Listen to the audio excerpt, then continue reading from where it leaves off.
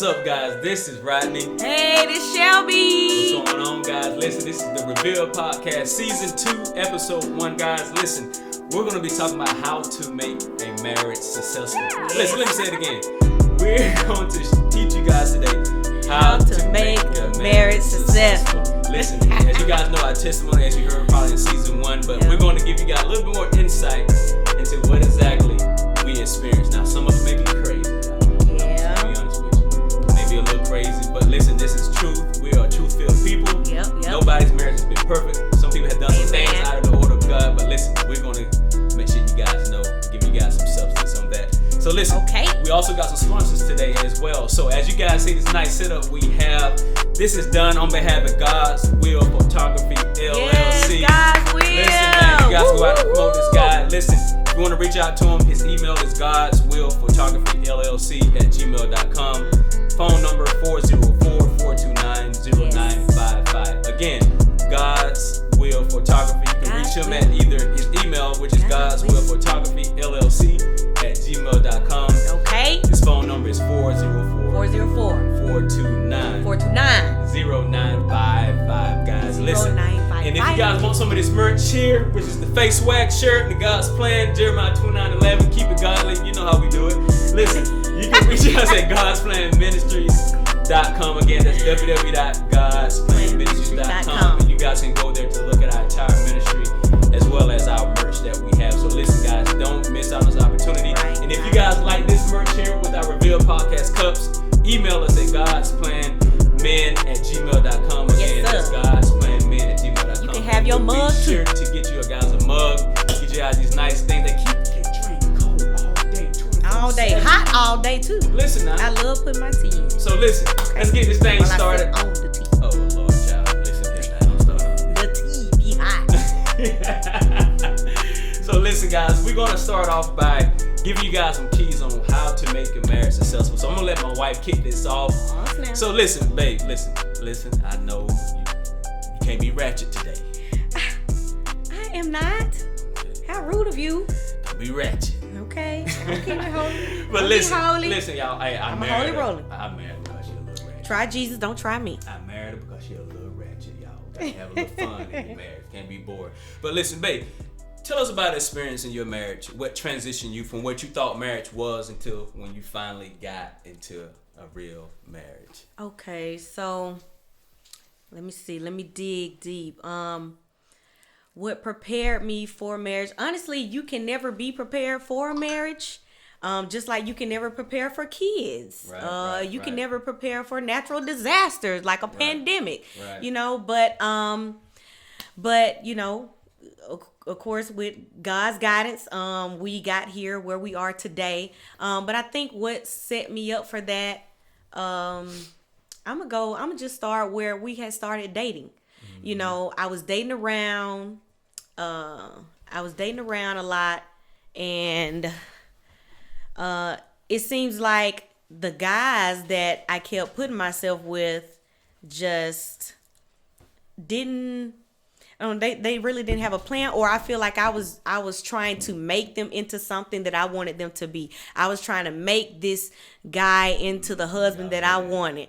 So it's like I put up with certain things thinking, oh, I can change them later on. I'm going to be able to change that. I'm going to be able to fix this. Okay, dot that I and cross that T here and there. But that was so difficult to do. So I had to take a step back. And I had to really evaluate myself.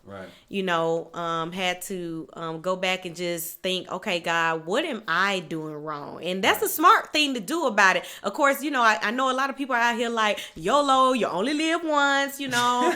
So I'm going to just take relationships, you know, as they are, and I'm going to just go with the flow. But I feel like you still have to date with purpose, with intent, to be married. I think that's where a lot of millennial couples, or, you know, just couples in general, may mess up at. You out here just having fun, just dating for the fun of it. And then, you know, maybe 2-3 years down the road when you're in a relationship, like, okay, what happened to the purpose, or you're having to ask your spouse that question. Right. Where are we? Who are we? Right. What do I mean to you? Those things like that. When if you would have started from day one, just asking simple questions here and there, then you would know. We're telling about how we never put a title on our relationship. I think that's one of the most important pieces that that a lot of people don't really think about. Because I can remember, like, and it was funny because we even said it was a stereotype that we thought on social media once we said, oh, this is my boo thing, this is my wifey. And I'm not gonna lie, I still haven't put your name like in my phone as anything like hubby and things, because I feel like it's going to curse me. But right. Now that I've said this out in the open, I feel like the Lord is protecting me, right. And I am going to change it. Because I remember, and God, this is a true story. This is the first relationship that I brought myself in prior to our marriage, prior to our engagement, right? That we never put a title on it. We never called ourselves boyfriend, girlfriend. We just went with the flow. We went on dates, and it got to a point where we were like, nah, listen, if you crazy behind try to cheat on me now, it's gonna be a buck if you buck, dog. It's still like that, cause I'm like, look, me and you, we both going to the grave if something happened. Like, it's just the end of it. Y'all, she crazy. I told y'all. Y'all see how the demeanor changed, the face changed, the lipstick went to the right. Yup. Okay. But yeah, so I believe one of the most important principles on how to make a successful marriage, which, the dating is the beginning stage before marriage, right? Before the engagement. But you guys really have to set the foundation on what matters to you. What's important to, to the female, what's important to the male, right? Yeah. What are your beliefs? And it's important too that we really begin that process of just understanding what our backgrounds was and what we believed in, right? Because what she may experience may not be what you had experienced, right? It's true. And what I experienced may not be, what she experienced. So that is vital to set that foundation, to get understanding, so you can go into this thing and be like, okay, I know I know her background, I know where she come from. So when something comes up, it's not like, well, I ain't expecting all that, Right. But now it's like you got it in open, and now you don't have any choice but to help each other overcome that, right? Because life is sometimes like this process. We get in this redundant process and we believe it should go this way, right? Instead of having this open mindset. Get complacent. Right. And the same thing in a relationship. If you feel like what you saw, what your parents did, it was always right, and you take that into your marriage, that may not work for your marriage, right? So you guys got to come to a common agreement and a common understanding to say, hey, this is what I saw. What did you see? Okay, well, let's work together to find out where it works for us, right? Because number one, don't take what your parents seen or what other people may say worked in their marriage and apply it to yours, right? You take things, you little nuggets here, nuggets there, but you make it your own in your own relationship, in your own marriage, to find out what works for us. So, and the differences that you have, you will find that it will create a balance. Things that you learn growing up, things that I learned growing up. Once we bring those different personalities, morals, and values together, we can find a balance. You will find that. And I think that's where some people, again, like back to the dating, I think that's where people kind of get confused, and like you see one thing wrong with the man or the woman, and then you're like, oh, I'm not gonna put up with that, right now. But then it's like, okay, if you just have fun, like you said, and don't put a title on it, just have fun getting to know them. Don't rush into talking about, marriage and things. Because,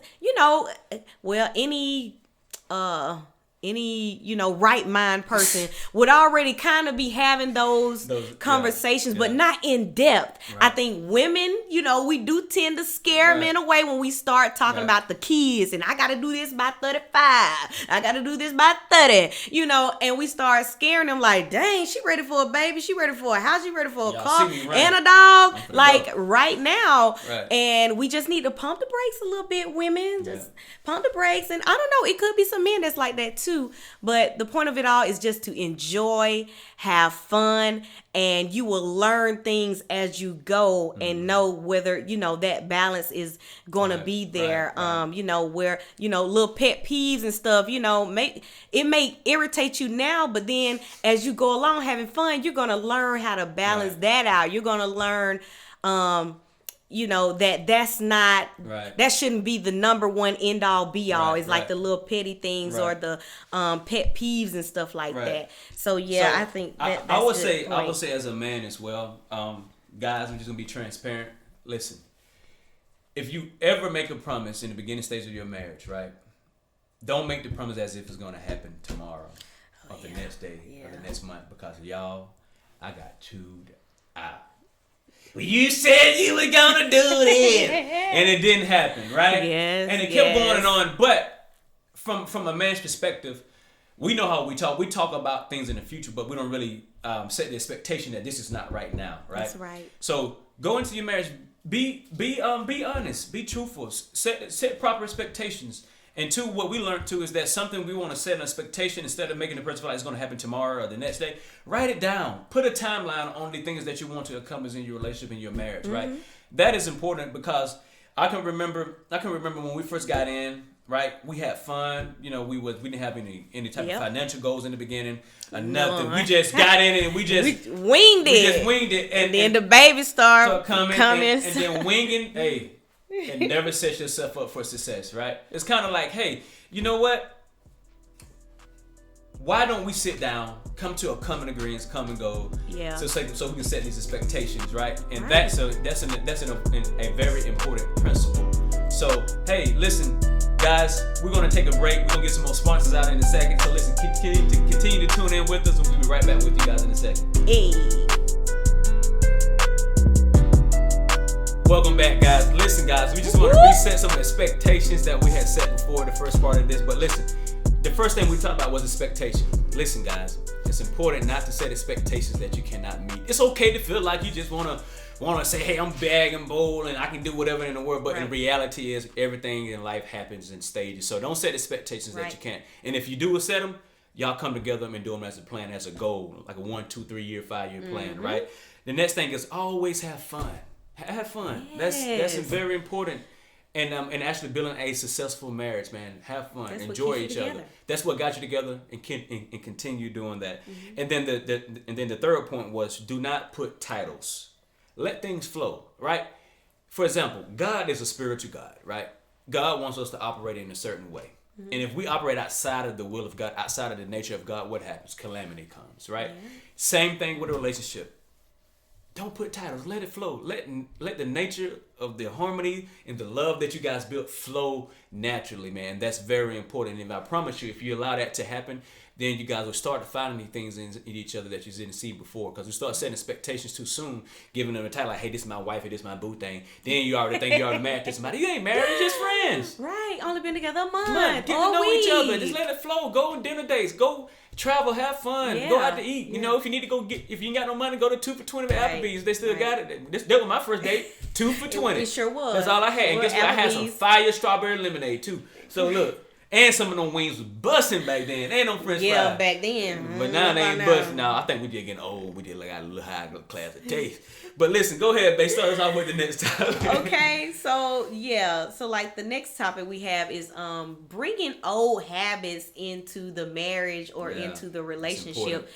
You just have to be careful with this thing. Like, you know, not everybody is going to be blessed to have a significant other that's going to be willing to work with you as you deal with issues from a past relationship or past hurt, trauma, and things like that. And one thing I do want to go ahead and put out there, if you are dealing with some type of trauma, where something, you know, damaged you a lot from your past, then of course, please seek some mental health, some counseling and things like that. But anyway, it's just, you have to try your best not to bring that baggage over, because then you'll find yourself, what is it called? Accusing your lover, your friend, your boo of things that they don't have any clue of. Right, that you may feel insecure about. Right. They don't have a clue about. Right. That you had experienced before. Right. So again, I know you don't want to dive into deep conversation about, well, you know, my ex was like this and all this type of stuff. You don't want to dive too deep into those conversations when you first get into your relationship. But as you grow together, you know, those things will come up so that you both are aware. Like when you're out at a park or something like that, and something may trigger you or remind you of something, then you'll get into those, flow into those conversations naturally. I guess I can say one thing that you probably didn't know. He may not have known, but I think he kind of guessed it during our first early years of marriage. I was tweet watching for a minute, and that was a habit that I brought from my old relationship. Yes, because my past relationships, like, I just could not trust trust the people that I was with, and they probably couldn't trust me either. This is the first time I hear this in my marriage.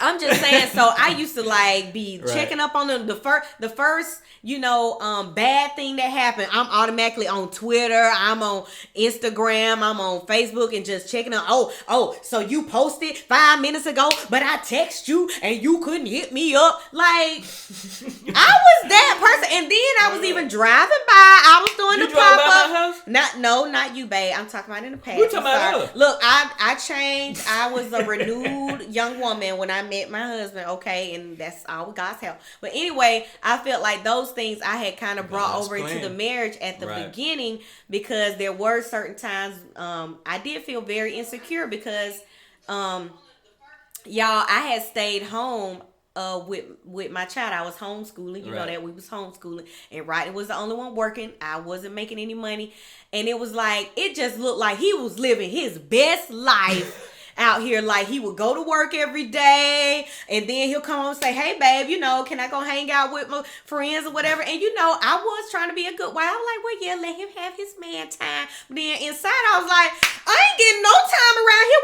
When is my time where I'm gonna get to go out, shop, be with my friends, stop having babies drooping all off my breast and having to feed them and stuff every day? Y'all seen the real shell bed. I was jealous. So, of course, yes, I was watching Instagram. It even shocked me when my husband said, hey, we should get an Instagram. I was like, why? We ain't had one before. Why would we need one now? But it's all right. I'm like, okay, if you get an IG, I get an IG. But y'all see my Instagram is holier than thou. It got everything about God and family. Yeah, it does. Yeah. It does. And I was checking the inbox, sure was. I had the password and everything. And y'all, he even hit me up one day and was like, did you get into my account? And she was like, no. It sent him like an email notification. I was like, no, ain't nobody looking at your stuff. I knew it was her, man. Man, it was me. I'ma tell it. Okay, it was me, and I did. And the rule about this thing is, ladies, men, what you seeking to find, it don't matter if you thinking you're gonna find good, you always gonna find something bad, because you're looking with the intention to find something bad. Right. So why even put yourself through that crazy headache of trying to keep up with everything? You went down to, you said you was going to the store, and I checked the gas tank and it was 2.4 miles off. Like, ain't nobody got time for that. What I'm dealing with, bro? Ain't nobody got time for that. Okay. Hit it. So yes, I apologize, and I found things that I did not like, and of course, some things I brought to his attention, and some things I just kept to myself, and we're not even gonna get all into that, because that went into postpartum depression and other things. We'll get on another topic on another day. Ooh, we can't give all away the secrets. We got other stuff coming, but listen, but listen, guys, bad habits, but yes, but honestly, it's important to be transparent, right? Yeah. And also in regards to bad habits, my bad habits was when you grew up in your parents' house and you see them do certain things, and you're like, well, this is the way it's supposed to be done. This is why I should talk to my wife and stuff like that, right? Right. That was a quick no. Like, guys, we really have to be very cautious at how we approach things, right? And naturally, because we see things as a habit, and in our parents' marriage, we might see them argue, we might see them fight, we might see them all this stuff. We might see them say certain words that are not good for your marriage, right? And you start, and you carry those habits over to your marriage, and you're automatically not giving them the opportunity to prove themselves, to show who they are, right? Listen, it's just like a child. When a child comes in the world, you naturally have to develop them, to teach them, right? It's the same thing in a marriage. Your wife got to develop you got to develop her, so it's like, give them that window, that opportunity to make mistakes. Because if you don't give them a small window to make mistakes, then you're not really giving them a chance, and you're not giving your marriage an opportunity to grow, right? So listen, so you got to be mindful of that, and you can't be quick to say, well, they do this one thing. Because I remember you said something too. When we first started, they said, well, if this happened, and I find out you did this, I'm going to leave you. Right. Or you yelling divorce all the time. Well, I did, y'all. He did. I did. But listen, we have been healed. I am healed. But listen, so those things happen, so we can't bring bad habits over, right?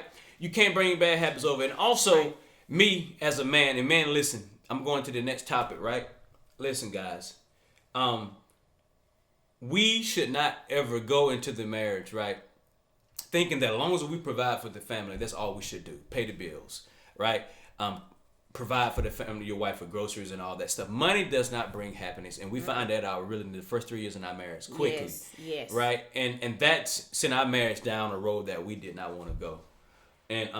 But in that process, when God, like for example, what happened? What caused us again to to go down that road? Like when I just thought that I just should be a provider and all this stuff, and then things just start coming out. Well, I think we just got distracted with unnecessary stuff. Like I think I'm trying to find the word. Lord help me, Jesus. I think it was the competitive nature that ended up coming into our marriage.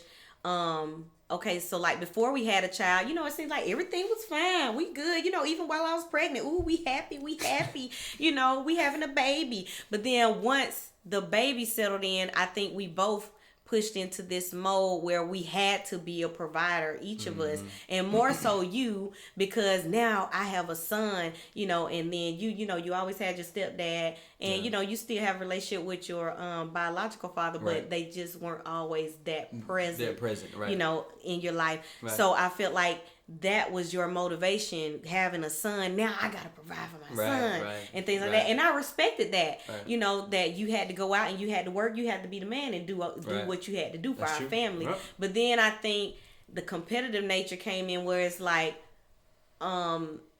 every time, like when I was working, every time something happened with the kid, I have to get off. Yeah. I have to be the one to answer to the child and go home. I have to want to be missing hours and not having, my own little money, my little independence, and I think that's where it became. It became like a competition. Right. Like, you need to do this, or you need to do that, because that's your job. Right. And so to the point where there was no balance. It was no balance. We weren't listening. And it was like I was the one that of course, the Bible does tell the man to be the provider, but I only had this one track mentality of what providing was. Pay the bills and that's it, right? Mm-hmm. But being a provider, it goes deeper. Yeah. Being a provider means a man being a nurturer, all right? Right. A giver. Mm-hmm. Showing heart, being compassionate, right? Mm-hmm. Showing their what's the term? Vulnerability to the child, to the wife, right? That's being a provider, because if your wife don't see a vulnerable side of you, how do you expect your wife to come into your heart? Where you guys can become connected to really show love and affection, right? Because I had an affection problem in the beginning of it. Like I didn't like to lay up and hug and cuddle and all that stuff. Yeah, because I didn't come up in a family that did that consistently, right? My parents love me to death. Don't misinterpret it, right? Mm-hmm. But there's a difference in expressing your love and showing it in a way that's touchy-feely and hugging and action and kissing and hugging and stuff like that, right? Mm-hmm. So that's something that I struggled with. But over time, as God came into my life, God's presence started coming in more. I started understanding who He was. And most important, I started finding out that God was a loving God. Like, I used to go and get on my knees and cry to Him, and I could just feel the presence of God come upon me. And that showed me that God really was a vulnerable man, a vulnerable spirit that really wanted to be close. He didn't want to become distant. He wanted you to come close.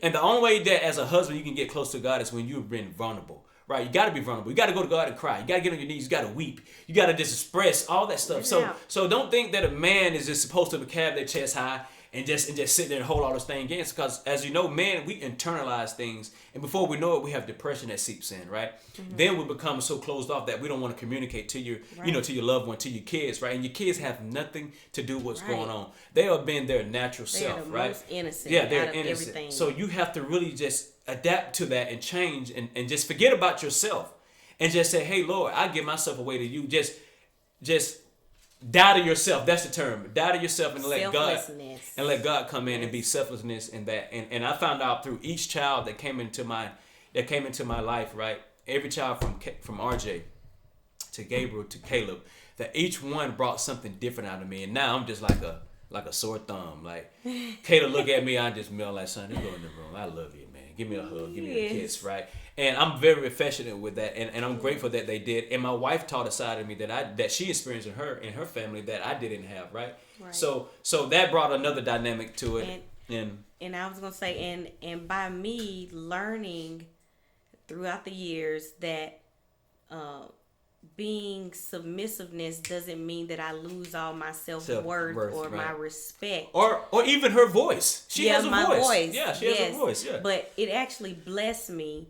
And, you know, those years that I did take for granted at times that I was a stay-home mom and didn't have to work and things like that.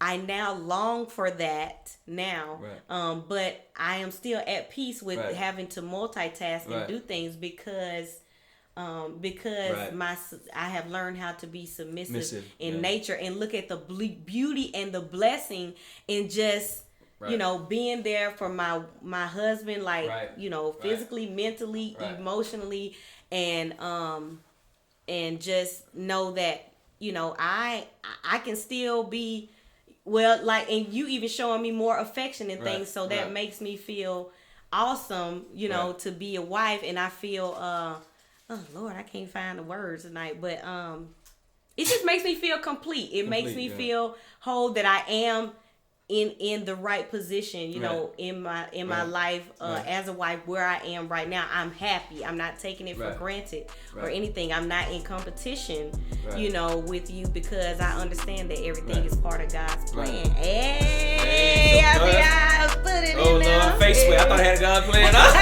A God plan.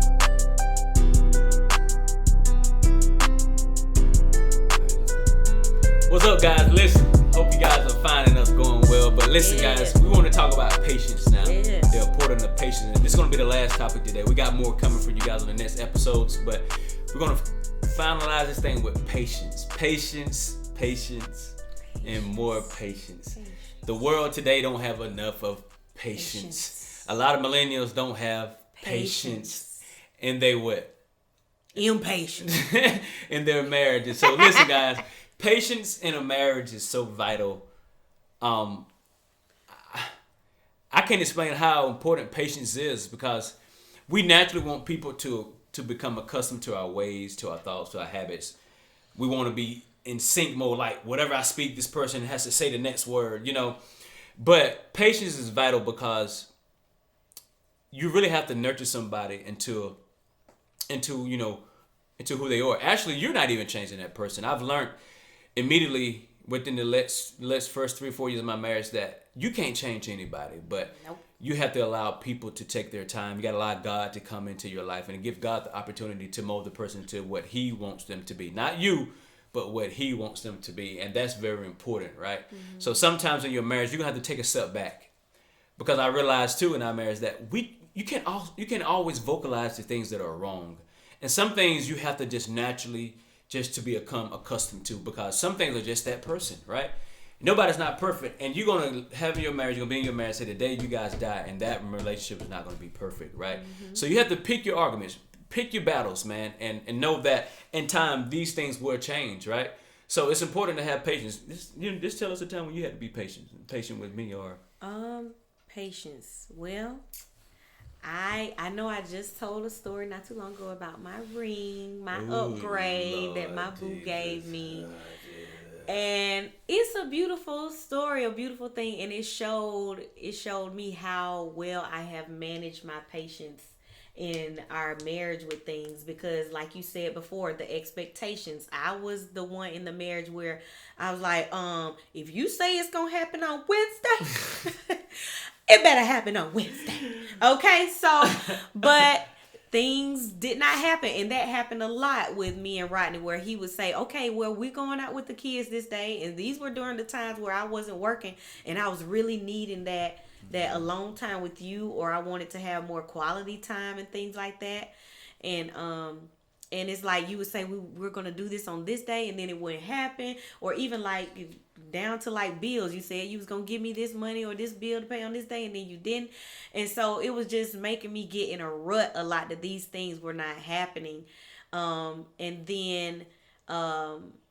Back to the ring. Yeah. Explain the ring to him. You don't. I know. What's wrong with y'all? Ring, but yes. So like, you know, when we got married, of course, Rodney got me a beautiful ring. When we first married, we don't have no picture in here. I have to find one. But it was beautiful. I lost my ring in 2019. I still got the same one. I know. I was out running around. Upgrade coming soon, boo. Okay. But anyway, I was out running around and I lost my ring. Yeah. The ring. So I had lost my ring, my married ring that he had gave me. Yeah, when she first lost got it, married. y'all. I lost it in 2019 because I was on my way to take RJ to daycare or something. I don't know. It got lost. And so my mom actually gave me, well, months later, my mom actually gave me her first wedding ring when she got married to, just wear. Because, I did feel bad because it was the petty stuff in between time in our marriage where you remember, well, we would nitpick at each other about not wearing it. Right. Oh, so you just left out the house without wearing your ring today? Yeah, she went to a club one time without her ring. She did it on purpose. I know. Oh my gosh, no, it was not. But we used to be that petty though about ring and knowing now being mature about it. Like rings don't mean anything. That's just a symbol, but it's what you do, your actions when you're out. If you don't have it on and things like that. But anyway, I lost my ring. My mom let me keep her ring, and it was like really itty bitty. Like this was like a ring that you get out of the gumball machine. Don't y'all. tell your daddy that, y'all. Miss Stiggers, hey, I didn't say that. It might have been worth a lot back then. Look in that camera and tell her you didn't say that. Look in that camera and tell her you didn't say that. I'm sorry. I'm so sorry.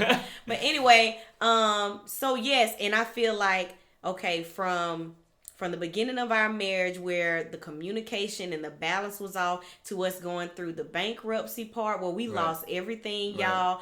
And it was so uncomfortable. I have never been without in my life because, of course, I come from a family and we were blessed. So we had a lot of things. We were privileged to do a lot of things. And I had never experienced bankruptcy or not having anything in my life. And that was so hard for me to do. But through that struggle, we learn more about each other. Mm-hmm. We learn to rekindle our love and that, you being a provider like we talked and love alone, it was not going to sustain our marriage. Right. So we learned to get back to the basics. So all that patience. Yeah, all that patience. And a lot of women or men, they would quit right there, like at the bankruptcy, or they would quit right there where you have the petty confrontation about not wearing your ring and stuff. But I'm so thankful that we did not. We argued a lot, but we were patient with each other. And that brings me all the way up until 2020, y'all. My husband surprised me with this upgraded ring. It's so beautiful.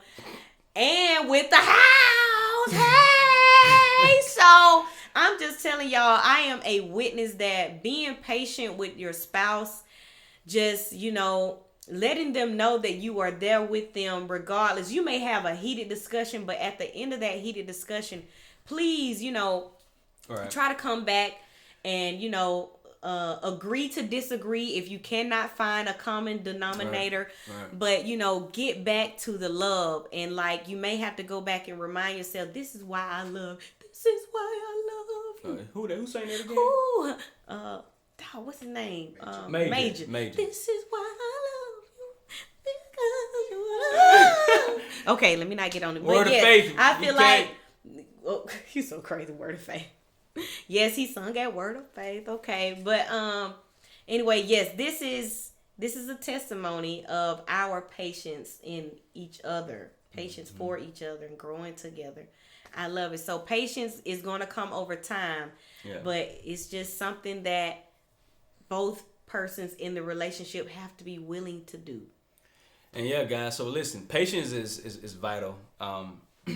Even as a man, you hear your wife arguing in your ear, but then you have the reality, and you're like, the reality. I hear her, but I can't do it right now. So it takes a strong man of patience to just be patient. Women, they're going to be who they are, right? Mm-hmm. There's nothing you can do about it. But like I said, it comes back to you being patient in yourself to say, hey, don't go out there and make a decision because you feel the pressure from your wife, right? That pushes you, beyond what you can do, right? So you have to be firm enough and believe in God and just go to your creator and just say, Lord, listen, I need you. Whenever you want this to happen, make it happen. But in the meantime, I got to battle this woman. I'm like, Lord, come on, answer this prayer. But in the essence of it all, right? Your wife will start to send the trend, and she'll be like, you know what? Yes. Let me just sit back and just let life be what it's going to be. He hears me. I know he does, right? And there's no need to keep bashing and arguing and saying these repeated things. even my wife now, she'll say something, and if I don't give her a response, did you hear me? I feel like, babe, you was like 2 feet away from me. Yes, I heard you. Yes, but, in essence, women like to be reassured. So that's something that, man, we can do better at, right? So, listen, guys, I hope you guys found some substance out of this. This has been a great episode. We have more to come. This is episode 1 of season 2, and we gave you guys some foundational pieces of how to be successful in a marriage. Yes. We have more content coming out, not just from podcasts, but more. We're not going to tell you what that is, but we'll keep that a little secret between me and my wife. But listen, guys, as you know, we're going to be recording once a month. Tune in with us. We're going to also get our YouTube channel back going so you guys can watch some content in between time of the podcast as well. So, guys, listen. Also, you can get this nail you hear, this merch from our website at godsplanministries.com. Again, godsplanministries.com. And also, guys, listen, if you have any suggestions on topics that you guys would like to discuss in relates to marriage, to our faith, or whatever you may feel that we can give you guys some substance in, send us an email at godsplanmen@gmail.com. Again, send us an email at godsplanmen@gmail.com. And guys, we look forward to your insight. We look forward to what you can bring forth with us. And we look forward to giving you guys great content. Not only that's gonna build your life up, but it's gonna make a lifelong impact in you guys. And as you guys know, what our motto is building faith, family, and marriage one day at a time. Got anything you want to say before we close out? Faith, family, and marriage. Hey, see you guys next time. God be with ya. We're out.